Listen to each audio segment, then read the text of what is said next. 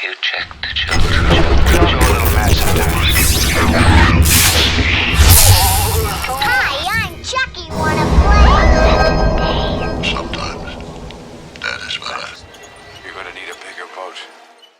Long days and pleasant nights, fellow travelers along the path of the beam. I'm known on this level of the tower. It's Jaime and Fuego, and if you please, you join me here for a bit of palaver on Hail to Stephen King. That is right, and you can just call me Fuego for short. Stoked as always to have you here for another year, another King book. That's right, peeps. We are talking If It Bleeds. And because of the craziness of, well, not just North America, this entire world currently. My book was originally supposed to be here on day of release this past Tuesday, but yeah, it was delayed till near the end of the week, so I initially started with the audiobook and then did some additional reading after that, and yeah, what an odd experience in a lot of ways. And so this is very similar to what we had in Full Dark No Stars and 4 Past Midnight and different seasons. It's a collection of 4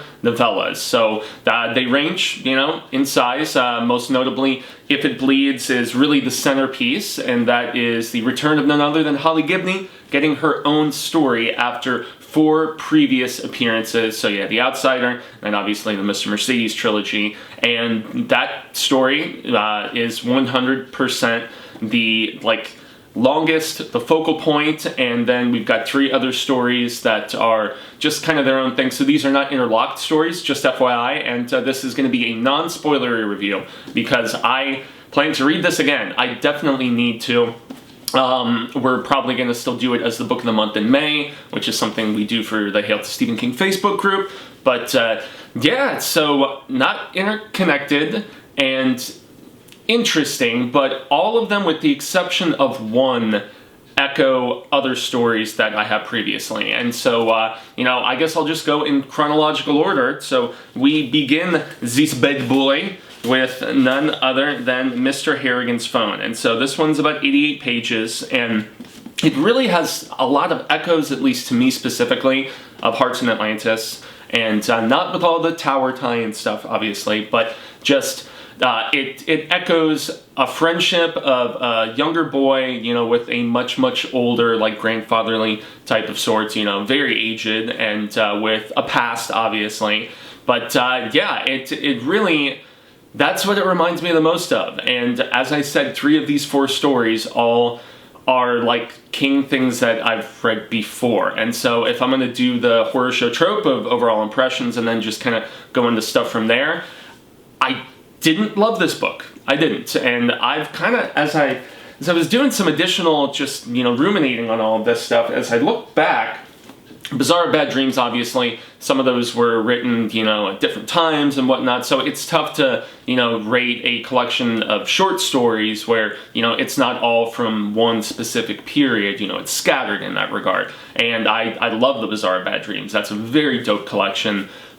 But really, with the exception of Revival, I guess in the last 10 years or so, I haven't, loved King stuff. I mean, yes, I really enjoy Finders Keepers and, you know, Mr. Mercedes as well, but, I mean, nothing has really wowed me with the exception of Revival, and I kind of felt the same way about this one. So, Harrigan's Phone is, you know, as I said about this, you know, relationship with this kid, but it's really kind of a commentary on technology. So it's him introducing the original iPhone to this Asian guy who is very anti-technology, and, you know, he's in the twilight of his time, and he is immediately fascinated by this. And he already had a nice, relationship with Craig. You know, Craig was coming over and, reading to him and helping him out with a few things here and there.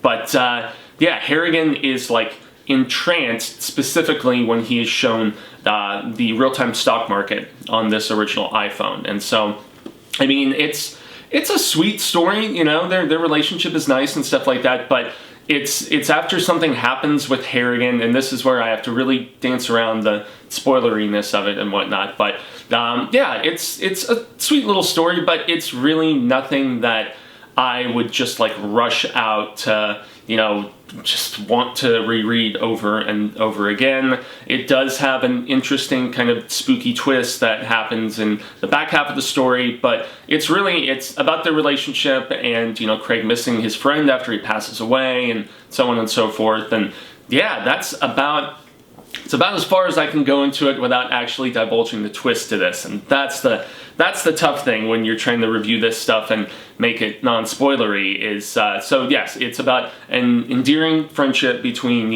a guy who is, pretty close to the end of his time and, this younger boy who doesn't have tons of friends and doesn't have a mother specifically, which is like the twist on the King thing, because King normally writes from his own experience growing up without a father and having that relationship with the mother, but this one, Craig, it's just him and his dad. So then we get to where this gets interesting.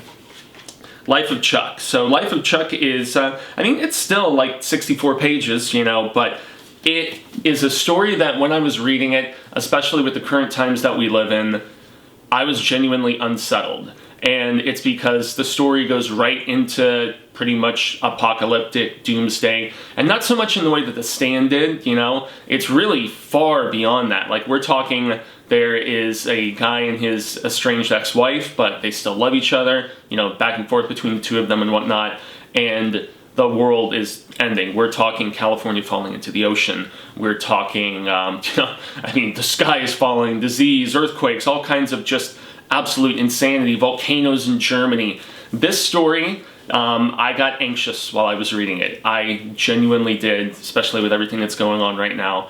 And I had to put it down, at least for a time. And then I, the next day came back to it and began reading again. But it's the most unique thing in this entire collection is the Life of Chuck.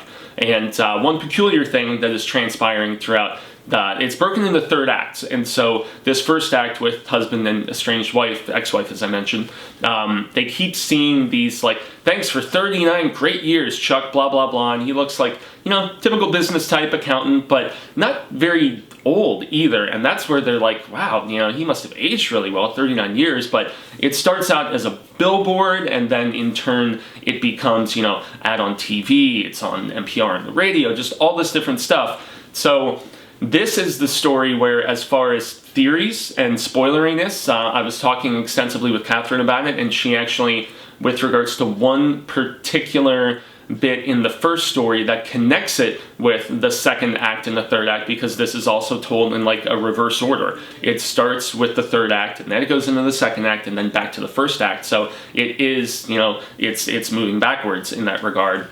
And it basically becomes finding out who Chuck is, but then you have to really dig a little bit deeper to realize who all of those people were and the situation transpiring at the very, the beginning of the story, but technically the end of it. It's kind of a head scratcher, and it's one that I was just fascinated by. It is, for me, the strongest story in here because it's definitely unlike anything that King has done. And as we find out about Chuck as we go backwards into his life and into his adolescence and stuff like that, there's some really cute, endearing stuff, and there's also some creepy stuff, There's creepy stuff with premonitions that his grandfather is having about the untimely, soon-to-be demise of his wife, the grandmother. There's also just really sweet stuff, as I mentioned, with him being this little shorty pants, and he's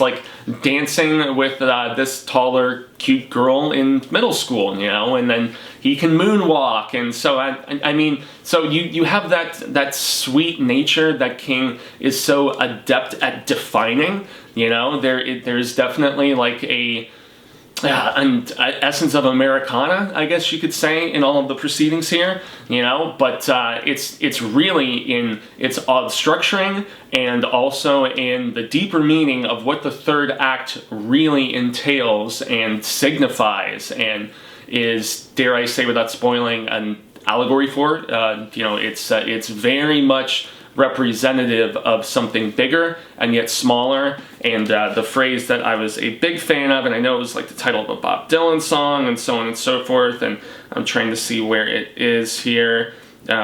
Yes, each of us contains multitudes.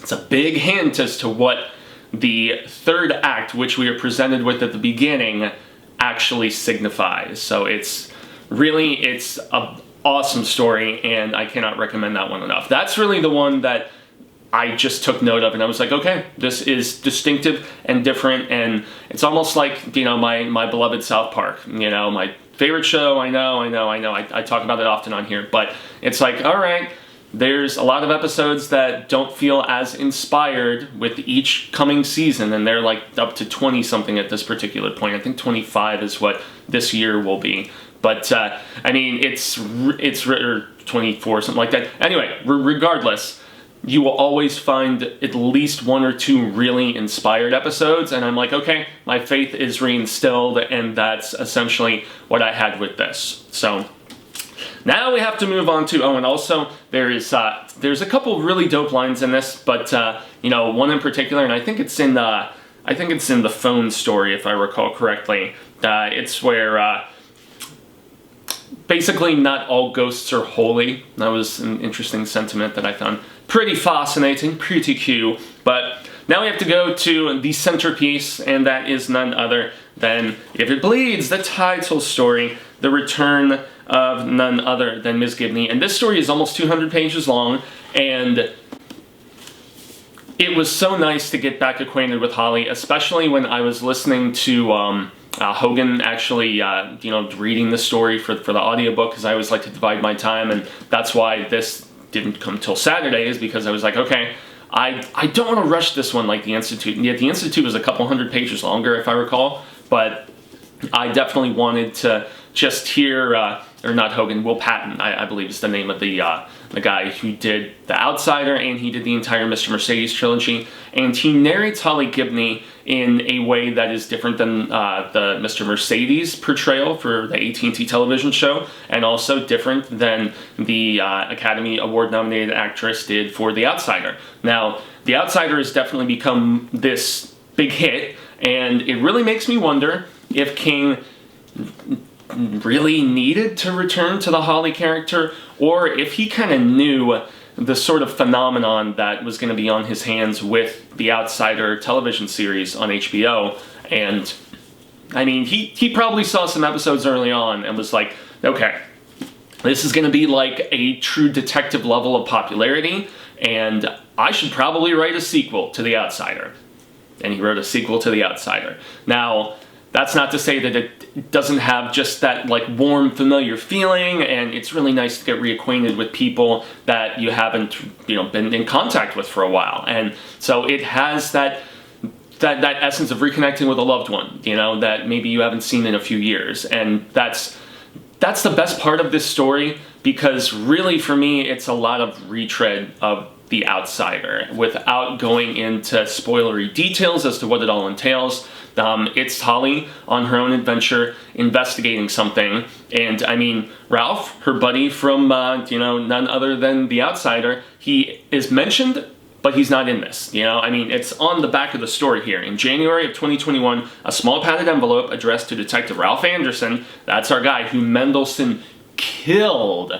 Just what a performance in that, with the lisp and just all this stuff. Man, he was so good in the HBO show. But small padded envelope addressed to Detective Ralph Anderson is delivered to the Conrads, the Andersons' next-door neighbors. The Anderson family is on an extended vacation in the Bahamas. Printed on this envelope in large letters is "Do not forward, hold for arrival," all in caps. When Ralph opens the package, he finds a flash drive titled "If It Bleeds," presumably referring to the old news trope which proclaims if it bleeds, it leads. The drive holds a kind of report or spoken word diary from Holly Gibney, with whom the detective shared a case that began in Oklahoma and ended in a Texas cave. It was a case that changed Ralph Anderson's perception of reality forever. The final words of Holly's audio report are from an entry dated December 19th, 2020. Ha! 19, of course it was going to pop up.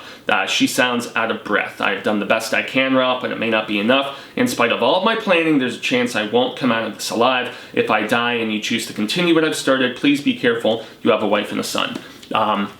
So yeah, that's the extent of his mention, at least. This is very much Holly's own story, and one of my favorite aspects of this was actually seeing the progression of her friendship and, I guess, relationship of sorts, even though it's not like a romantic relationship, with her and Jerome, and her continued just affinity for him and his sister and their family and the closeness that has remained over the years, you know.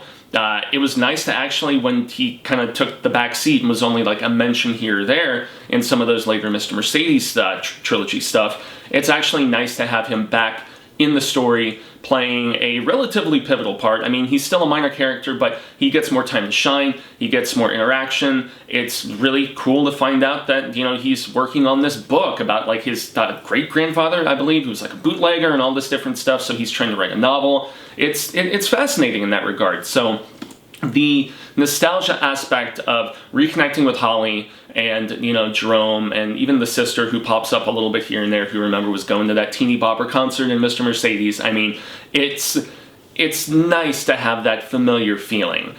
But aside from, you know, commentary about, you know, the news industry and how they just love reporting on terrible disasters, there is a big thing that happens at a school in this. And so it's obviously King's commentary about some of the mass shootings that we've had recently. And, well, it happens at the very beginning of the story. So the inciting incident is a bomb going off at a middle school. Horrible, horrible stuff. But there is something peculiar about this reporter that Holly notices, who was first on the scene, and she proceeds to investigate, and that's really the crux of the story, is her digging deeper into that, finding out the history of this guy, everything that he's covered, everything he's been involved with, and so on and so forth. It's just too much retread once again for me, and while I liked it, and it makes me wonder if they're going to use this for a fourth season of Mr. Mercedes or for a second season of The Outsider, which it very well could be stretched into, easily. I mean, they super stretched The Outsider HBO series anyway, so why the heck wouldn't they do that, you know, with this, especially since it was a major hit. They could even call it The Outsider, you know, like semicolon, if it bleeds, you know, and just do it like that. I would not be surprised with the success of that show, but yeah, once again, just too much that I've seen King do before, dare I say. And so, you know, you may react differently. You may just feel like it's a continuation and it's endearing in that regard. Totally fine. I always contend that art is subjective, and this is just the way that I felt about this particular story. So, lastly, without going into any additional spoilers, we have what I'm assuming is like kind of the tie-in with this weird cover, as you see. There's actually a rat in this cat's face, which is super odd, and the last story is simply titled Rat. And this one is very much King delving into his own, I guess, frustrations and fears and stuff with being a writer, okay? So there's teachers and writers all throughout this entire book. King always writes what he knows, and, you know, he goes back to the well to a degree in some of these stories. But, you know, Rat is about this guy who has short stories that have been published throughout his career as a teacher, including in the New York Times and whatnot, and he has prestige and respect, but he has never been able to write a novel. In fact, the closest he ever got, at one particular point in his career, he went nuts. He became so obsessive over not being able to finish it and getting writer's block and the frustration involved and everything, that he nearly burned down their house when he impulsively decided to burn the manuscript in its partial form.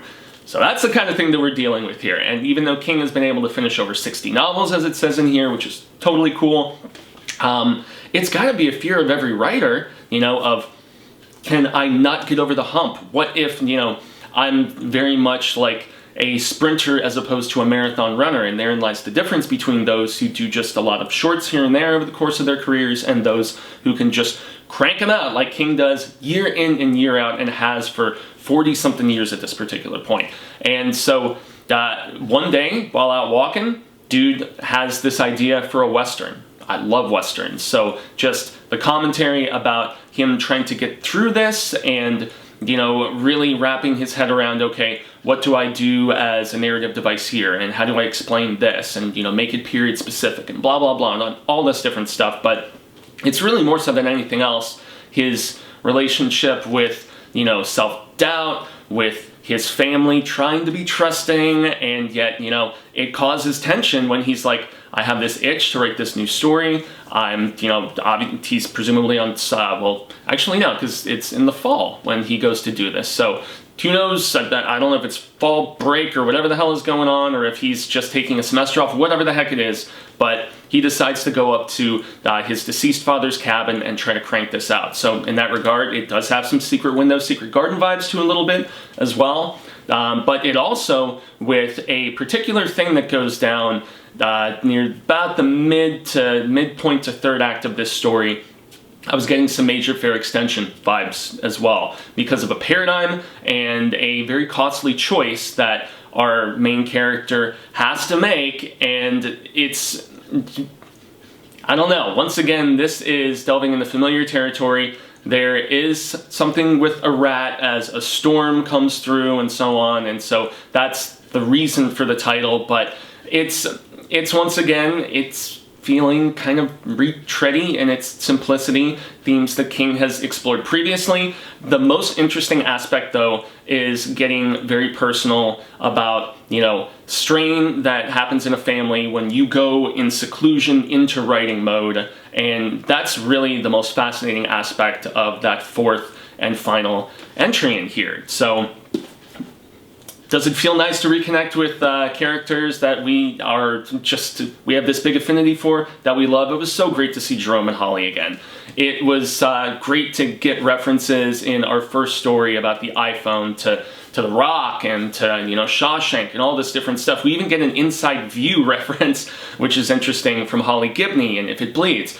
So all the Easter eggs are there, all of the pieces are there, but I have to contend that aside from Life of Chuck, this didn't really bring a lot of freshness to the table, and while, hey, just any time spent with King is an utter joy, and it just warms my heart significantly, which is something that was needed in the stressful times, the anxiety that I've felt, and I know a lot of us all have across this planet. But yeah, this is not one that, with the exception of Life of Chuck, I would see myself returning to like I would a revival, like I even would Mr. Mercedes or Finders Keepers, as far as this last decade or so of his work. So it's not a classic in any regard, but it does have that, nice just feeling of familiarity, which I know will endear itself to a lot of people. So I've been Jaime and Fuego. You can find moi on all social media sectors like Twitter, Instagram, Facebook, YouTube. At the end of May, I'm going to read this again, and at the end of May, we're going to have a big old spoiler discussion because, I don't know, man, I genuinely have to talk about Catherine's theory of, what it's all about with, Life of Chuck, and it's really, for me, the only story in here that really would just dictate that sort of discourse and really need to be theorized about and discussed in depth in that regard. All the other stories are pretty cut and dry, I guess, but yes, I have my own YouTube channel that you can migrate over to if you have any interest in seeing me cover the non-spooktacular. It's in Fuegotainment. Like, share, subscribe over there is greatly appreciated, but obviously you are here for none other than spooktacular coverage, so make sure to like, share, subscribe, do all that jazz here. And then lastly, shout out to the Hail to Stephen King Facebook group, where next Saturday, we will, I believe it's May 2nd, we will be having our spoiler discussion for our Book of the Month, Skeleton Crew. So look forward to that, everybody. And until the Reel of Ka comes around once more, the Wheel of Ka, I should specify. I'm thinking of my own channel for a second there. I shall say hasta luego, sin amigos, and constant readers and viewers alike. But I am hopeful that we could share more of this palaver about Cy King sooner rather than later. And until then, stay scared and read Stephen King. You've definitely got time to go through this one.